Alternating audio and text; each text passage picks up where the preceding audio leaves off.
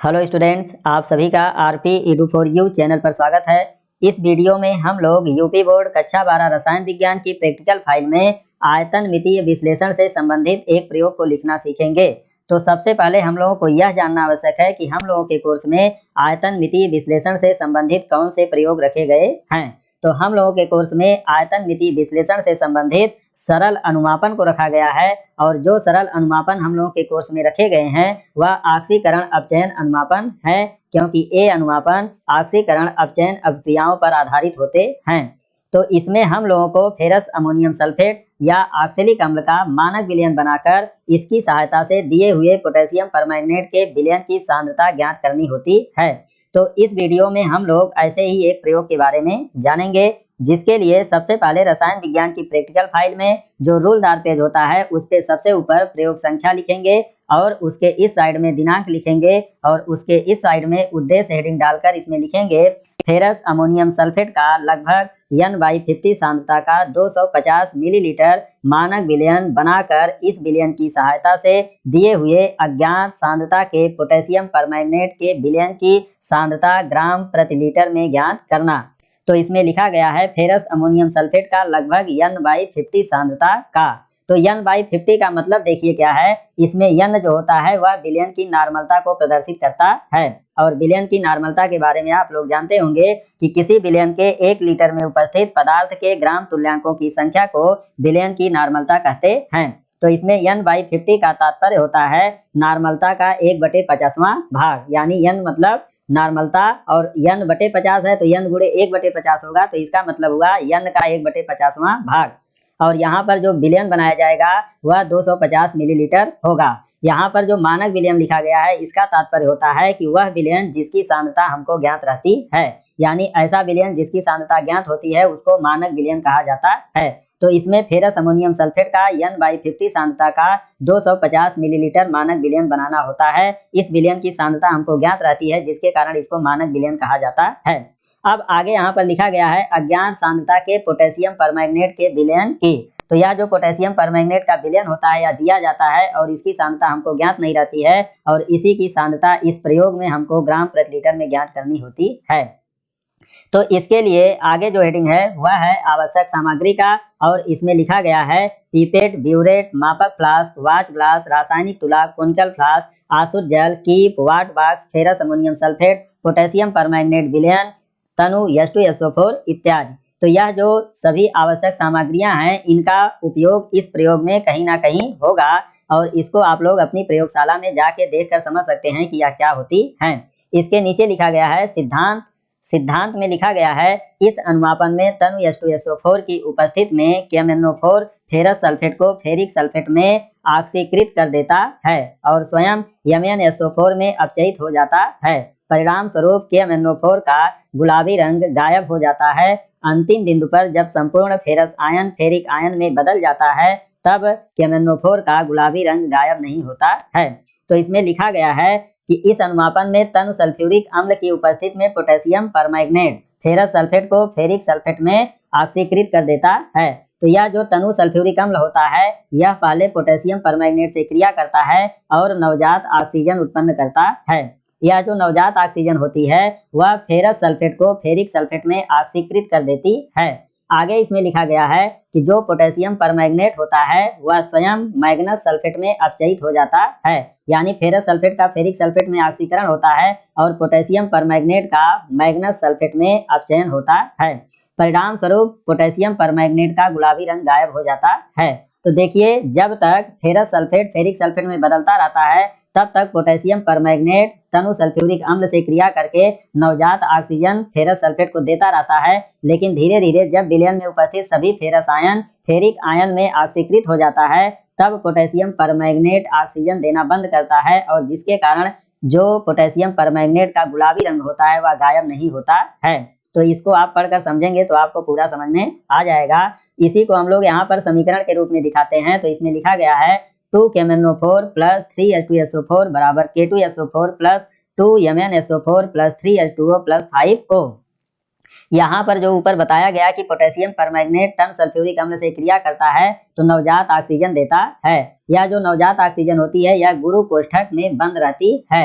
यानी जब ऑक्सीजन को गुरु कोष्ठक में बंद करके लिखा गया हो किसी समीकरण में, तो यह नवजात ऑक्सीजन को प्रदर्शित करता है। और जो नवजात ऑक्सीजन होती है वह ऑक्सीजन परमाणु के रूप में रहती है, जिससे अत्यधिक क्रियाशील होती है। आगे यहाँ पर लिखा गया है 10FeSO4 dot NH4 twice SO4 dot 6H2O plus 5H2SO4 plus 5O बराबर 5Fe2SO4 twice plus 10NH4 twice SO4 plus 65H2O। तो यहाँ पर देखिए क्या हुआ, यह जो फेरस अमोनियम सल्फेट है यह इससे क्रिया करेगा जो नवजात ऑक्सीजन रहेगी, और यहाँ पर तनु सल्फ्यूरिक अम्ल भी उपस्थित रहेगा। तो यह जो इसमें फेरस सल्फेट होता है वह फेरिक सल्फेट में बदल जाता है, यानी फेरस सल्फेट का फेरिक सल्फेट में ऑक्सीकरण हो जाता है।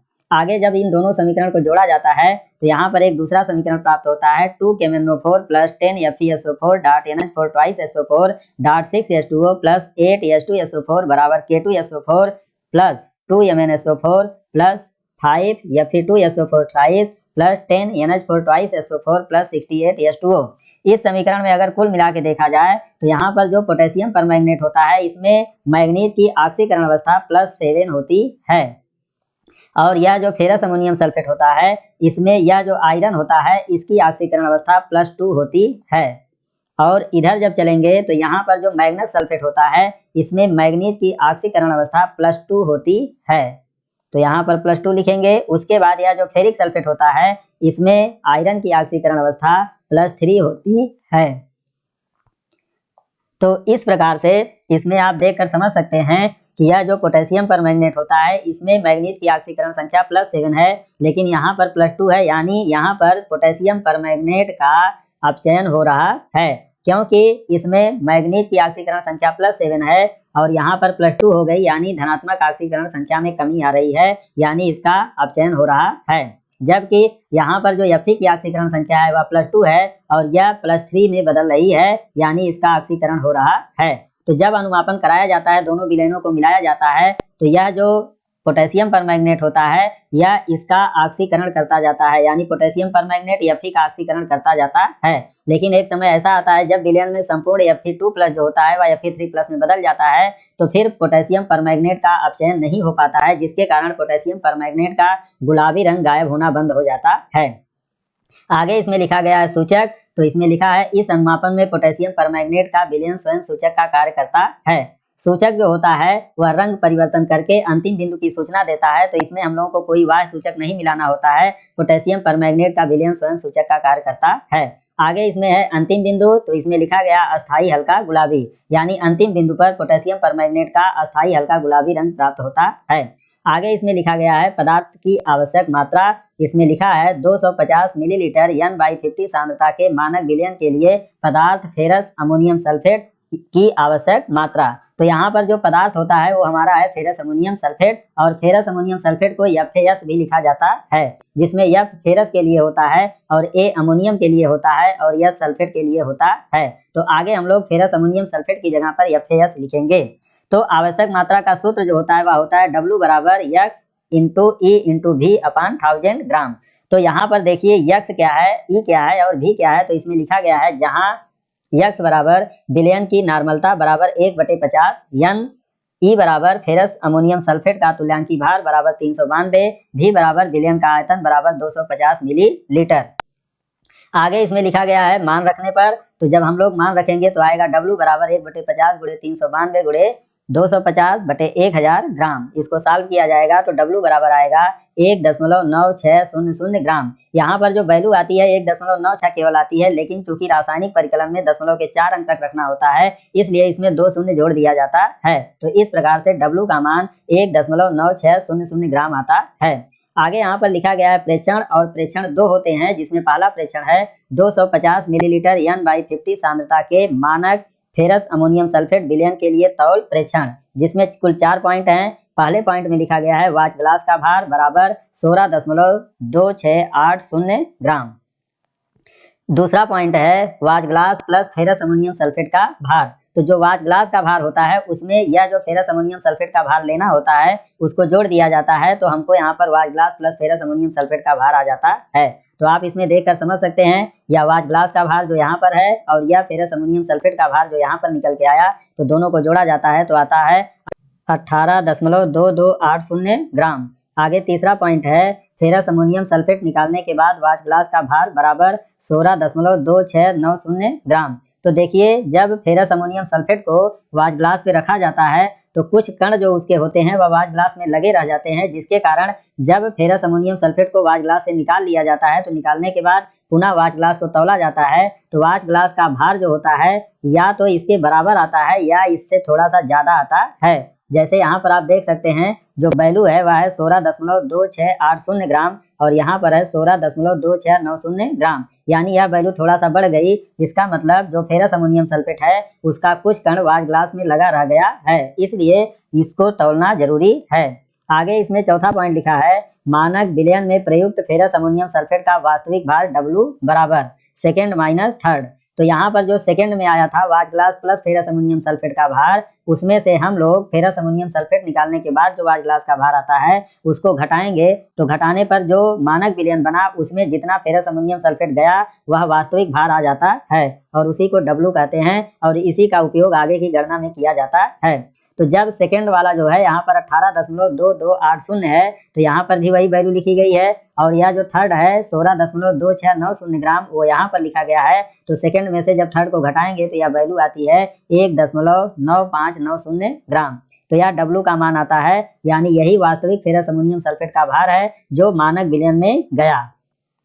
आगे यहाँ पर दूसरा प्रेक्षण है, मानक फेरस अमोनियम सल्फेट के विलयन तथा अज्ञात पोटेशियम परमैंगनेट के विलयन के मध्य अनुमापन। तो उसके लिए इस तरह से एक टेबल बनाई जाती है जिसमें यहाँ पर क्रम संख्या लिखा जाता है और इसमें फेरस अमोनियम सल्फेट के मानक विलयन का आयतन मिलीलीटर में, इसको भी ज्ञात करते हैं क्योंकि यह ज्ञात सांद्रता के विलयन का आयतन होता है। आगे यहाँ पर है पोटेशियम परमैंगनेट के विलयन से भरे ब्यूरेट का पाठ्यांक मिलीलीटर में, जिसमें दो कॉलम है, प्रारंभिक और अंतिम। तो जो ब्यूरेट हम लोग प्रयोग करते हैं वह सामान्यतः 50 मिलीलीटर का होता है, जिसमें 0 से लेकर 50 तक खाने बने रहते हैं। तो जो 0 होता है या ऊपर की तरफ होता है और 50 नीचे की तरफ रहता है और इसमें हम लोग पोटेशियम परमैंगनेट के विलयन को भरकर बूंद बूंद करके फेरस अमोनियम सल्फेट के विलयन में मिलाते हैं। तो प्रारंभिक जो समय रहता है वहां पर 0 लिखते हैं और अंतिम में जहां पर आकर गुलाबी रंग पोटेशियम परमैंगनेट का गायब होना बंद हो जाता है उस पॉइंट को लिखते हैं। तो यहाँ पर प्रारंभिक होता है और यहाँ पर अंतिम होता है। इसकी सहायता से हम लोग इस कॉलम में लिखी गई बात को निकालेंगे जिसमें लिखा गया है अनुमापन में प्रयुक्त पोटेशियम परमैंगनेट विलयन का आयतन मिलीलीटर में। तो इसको ज्ञात करने के लिए हम लोग अंतिम में से प्रारंभिक को घटा देते हैं, जो आता है उसको यहाँ पर लिख देते हैं। आगे है इसमें सदृश पाठ्यांक मिलीलीटर में, इसको भी अज्ञात कहते हैं क्योंकि यह जो विलयन होता है इसकी सांद्रता हमको ज्ञात नहीं रहती है। तो सदृश का मतलब होता है समान दिखाई देने वाला। तो अभी हम लोग इसका मतलब समझेंगे। पहले यहाँ पर देखा जाए कि हम लोगों को कुल मिला के लगभग 3 रीडिंग लेनी होती है, जिसके लिए क्रम संख्या में हम लोग 3 नंबर लिख देते हैं पहले से। और यह जो फेरस अमोनियम सल्फेट के मानक विलयन का आयतन होता है इसको हम लोग पीपेट की सहायता से लेते हैं। तो पीपेट जो हम लोग सामान्यतः प्रयोगशाला में प्रयोग करते हैं वह 25 मिलीलीटर का होता है या 20 मिलीलीटर का होता है। तो जो भी आपके को मिला रहेगा उसी के अनुसार आप यहाँ पर लिखेंगे। जैसे मान लीजिए मैंने 25 मिलीलीटर यहाँ पर लिखा। आगे जो ब्यूरेट होता है उसमें पोटेशियम परमैंगनेट को भरकर 3 रीडिंग लेनी होती है। तो इन तीनों रीडिंगों में आप देखेंगे यहाँ पर जो अंतिम बिंदु आया है यहाँ पर 24.3 है, यहाँ पर 24.2 है और यहाँ पर 24.2 है। अब जब इसका आयतन आप निकालेंगे पोटेशियम परमैंगनेट जो इस्तेमाल किया गया तो उसके लिए अंतिम में से जब प्रारंभिक को घटाएंगे तो यहाँ पर 24.3 आया और यहाँ पर 24.2, यहाँ पर 24.2 आया। तो अब सदृश पाठ्यांक का मतलब होता है समान दिखाई देने वाला। तो आप इन रीडिंग में देख सकते हैं कि यह जो 2 रीडिंग है वह समान दिखाई दे रही है, तो इसी को हम लोग यहाँ पर लिख देंगे और यही भी अज्ञात हो जाएगा। अब आगे हम लोग गणना करेंगे। तो गणना का जो सूत्र है यहाँ पर लिखा गया है, अज्ञात पोटेशियम परमैंगनेट के विलयन की सांद्रता S बराबर 4 × W × V ज्ञात × 31.6 और उसके अपान है V अज्ञात × 392 ग्राम प्रति लीटर। अब यहाँ पर लिखा गया है मान रखने पर, तो हम लोग मान रखेंगे तो S बराबर हो जाएगा 4। तो 4 यहाँ पर है, 4 लिख देंगे। W का मान रखेंगे तो W का मान हमको ये वाला रखना है, ध्यान दीजिएगा। W का मान ये वाला रखा जाएगा जो यहाँ पर आएगा, तो उसको हम लोग यहाँ पर रख देंगे और गुणे 25 करेंगे। 25 भी ज्ञात है, यानी ज्ञात सांद्रता का जो विलयन था उसका आयतन तो 25 मिलीलीटर लिया गया है। और उसके बाद यह पोटेशियम परमैंगनेट का तुल्यांकी भार है 31.6। अब उसके नीचे लिखा जाएगा भी अज्ञात, यानी अज्ञात सांद्रता का जो विलयन था उसका आयतन यहाँ पर 24.2 है, तो इसको 24.2 रखेंगे। और फिर यहाँ पर फेरस अमोनियम सल्फेट का तुल्यांकी भार लिखेंगे। इसकी गणना करेंगे जब, तो गणना करने पर पहले इतना आएगा एक स्टेप में, और फिर उसके बाद और गणना करेंगे तो यस बराबर आएगा 0.6526 ग्राम प्रति लीटर। तो इस प्रकार से दिए हुए पोटेशियम परमैंगनेट के विलयन की सांद्रता 0.6526 ग्राम प्रति लीटर ज्ञात होती है। इसी आधार पे हम लोग प्रयोग लिखते हैं, दिए गए पोटेशियम परमैंगनेट के विलयन की सांद्रता 0.6526 ग्राम प्रति लीटर ज्ञात किया। तो इस तरह से यह प्रयोग पूरा हो जाता है। वीडियो देखने के लिए बहुत बहुत धन्यवाद।